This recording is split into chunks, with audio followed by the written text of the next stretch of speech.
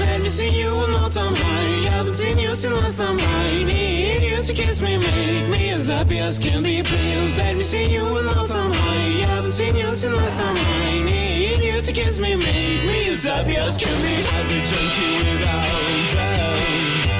I need you. Hit me 2 times. Hit me 3 times. Hit me 7 times. Et non, ce n'est pas un cours de danse, mais un atelier du Tour de France de l'entrepreneuriat social organisé par Ticket for Change, une start-up qui aide de futurs chefs d'entreprise à monter leur boîte. Pendant 10 jours, des coachs et des entrepreneurs viennent les aider à transformer leur idée en entreprise viable. Des projets qui visent à trouver des solutions à nos problèmes de société dans des domaines aussi variés que la santé, l'environnement, l'emploi ou l'éducation. Mathieu Dardaillon est l'un des fondateurs de Ticket for Change. Lors de cette 3e édition du Tour de France, il emmène 50 entrepreneurs de Lyon à Paris, en passant par Toulouse et Lille. Et alors du coup, ils bossent sur quoi là concrètement ? Alors aujourd'hui, on aide les entrepreneurs à passer de leur grande idée de projet à un plus petit projet qu'ils vont pouvoir tester concrètement sur le terrain à la sortie du Tour, donc en septembre, octobre, novembre. Tout simplement pour obtenir des résultats du terrain, tester et voir ce que pensent leurs utilisateurs et améliorer leur projet au fur et à mesure. Donc ils vont bosser sur un projet, ils font leur projet en miniature pour voir si ça vaut le coup de se lancer vraiment pour de vrai. Oui, exactement. Donc on appelle ça du prototypage, commencer petit pour ensuite adapter au fur et à mesure. Donc là, ils sont tous en train de faire ça aujourd'hui. Et là, si tu veux, il y a Benjamin et Alban qui sont en train de prototyper sur leur projet dans la santé. Alors là, on est en train de travailler, on est en train de dessiner notre interface patient. D'accord. Donc, nous, notre projet, c'est de créer une application de téléconsultation médicale. C'est-à-dire ? C'est-à-dire te permettre de pouvoir consulter un médecin en visioconférence. Depuis chez toi ? Depuis chez toi. Un peu plus loin, Alice se fait aider sur son projet par Émeric, un coach en entreprise. C'est juste pour savoir ce que vous faites, sur quoi vous bossez.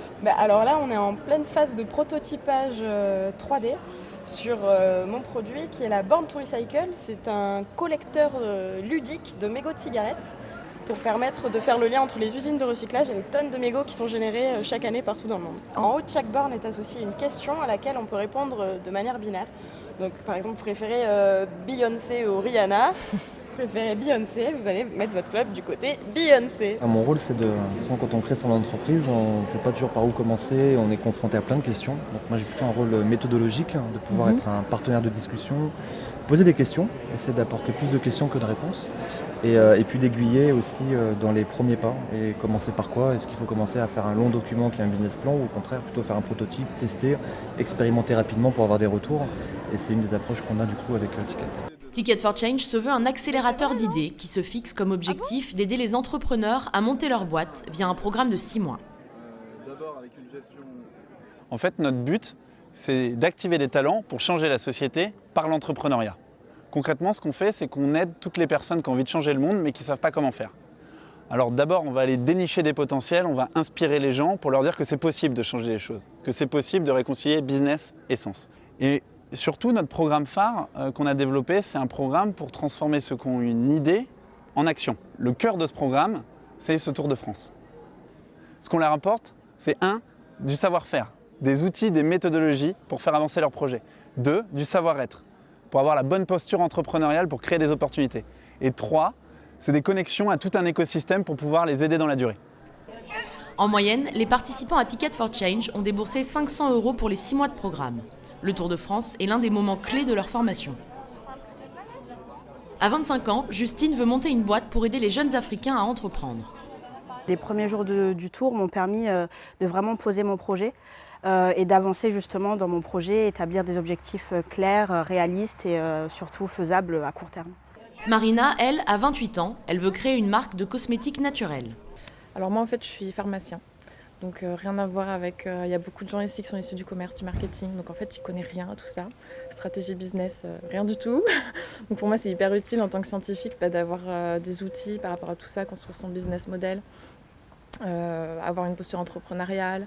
Enfin, vraiment on a plein de coachs qui nous aident à ça et c'est hyper important pour moi. Mathieu a eu l'idée de créer Ticket for Change il y a 4 ans et il a tout de suite proposé à 2 copines de rejoindre l'aventure.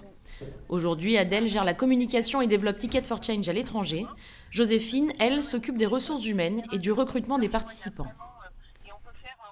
Ils sont sélectionnés sur 3 aspects. Le premier, c'est la personnalité et leur talent. Le deuxième, c'est l'idée de projet qu'ils portent, même si on sait qu'elle va évoluer et que ce n'est pas le plus important. Et le troisième élément, qui est très important aussi pour nous, c'est l'ancrage entre le porteur de projet et le projet qu'il porte. Est-ce que c'est cohérent que cette personne s'attaque à ce problème ?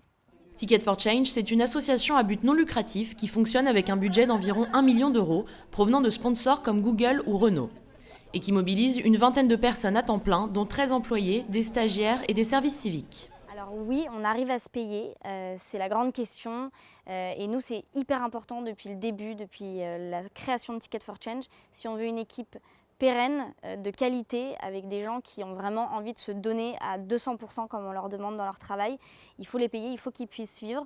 Donc on a des salaires qui sont plus élevés que la moyenne en association et surtout la grande majorité de notre staff est salarié. Après on a des stagiaires et des services civiques, mais ce n'est pas 80% de bénévoles pour 20% de salariés.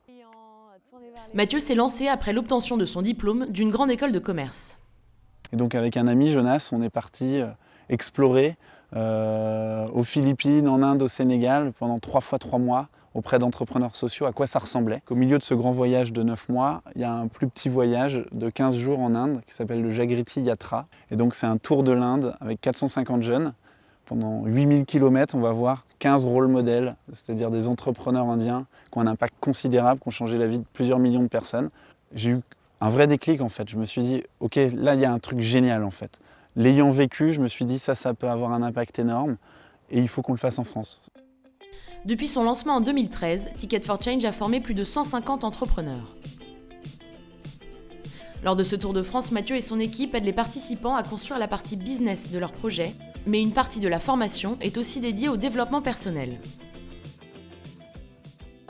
Et donc là, Lucas, concrètement, il va se passer quoi ? Là, ce qui va se passer, c'est qu'on va faire ce qu'on fait tous les matins, c'est qu'on va se mettre en énergie pour être prêt à passer à l'action. Là, ils ont une grosse journée qui les attend et pour ça, on prépare leur corps pour faire en sorte qu'ils passent vraiment à l'action. Un entrepreneur, c'est pas seulement dans la tête, ça fait. D'ailleurs, ici, on fait, donc je t'invite à venir avec nous et tu le fais avec nous. Prenez l'espace. C'est par le visuel que vous allez me répondre. Si vous êtes moyen, si vous êtes pas très bien ce matin, vous mettez vos mains là. Si vous êtes moyen, ça va, sans plus, et que vous êtes en attente, vous le mettez là. Si vous êtes au top, vous les mettez là. Et bien évidemment, comme toujours, quand je donne des repères comme ça, vous avez toutes les étapes intermédiaires. Donc de la même manière, comment ça va ce matin ? Vous pouvez baisser les mains. La même question, honnêtement, comment ça va ce matin ? Et la mise en énergie, ça consiste à les mettre en énergie pour ce qui va suivre. On a besoin, en fonction de l'activité qui suit, d'être dans certaines dispositions pour le faire. Et moi, mon travail, c'est de les amener à être dans ces dispositions pour qu'ils soient le plus optimum possible ensuite, dans l'activité qui va suivre. 1, 2, 3.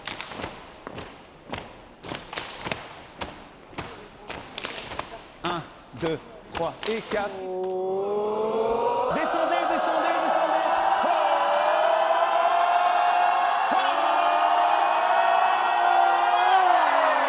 Merci beaucoup, bonne journée à vous.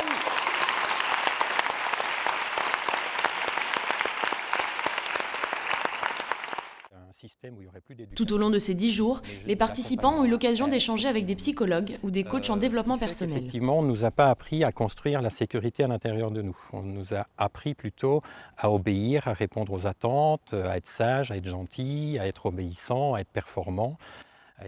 Un moyen de prendre confiance en soi et en son projet. On peut pousser à mettre toute la sécurité à l'extérieur. Là, on vient de faire un petit moment d'introspection pour savoir où on en est en fait depuis le début du tour. Quels sont avec quoi on est aujourd'hui, avec quelles questions on est, quels sentiments on a, est-ce qu'on est bien, est-ce qu'on n'est pas bien, pourquoi on est bien, pourquoi on n'est pas bien. Voilà, donc c'est vraiment une journée, un moment d'introspection. Et ça t'a plu ?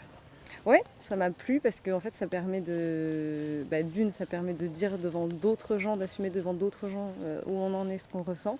Et ça permet aussi de voir qu'il y a des questions qu'on se pose et qu'en fait les autres se posent aussi, et donc de déculpabiliser un peu par rapport à ça. En 3 années d'existence, le programme a permis la naissance d'une 50aine d'entreprises et plus de 37 000 personnes ont suivi leur formation gratuite en ligne. Dans les années qui viennent, ils veulent se développer en France et à l'international.